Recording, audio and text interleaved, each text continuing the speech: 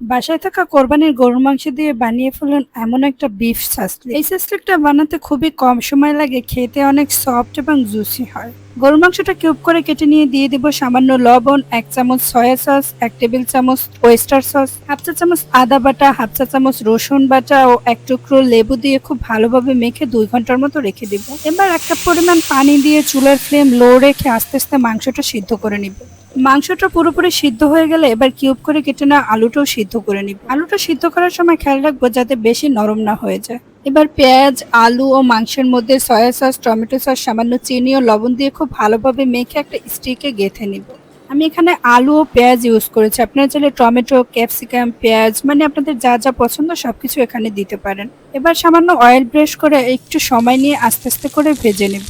যখন একটা smoky smell আসবে এবং মাংসগুলো একটু পোড়া পোড়া হবে তখন তুলে নিব।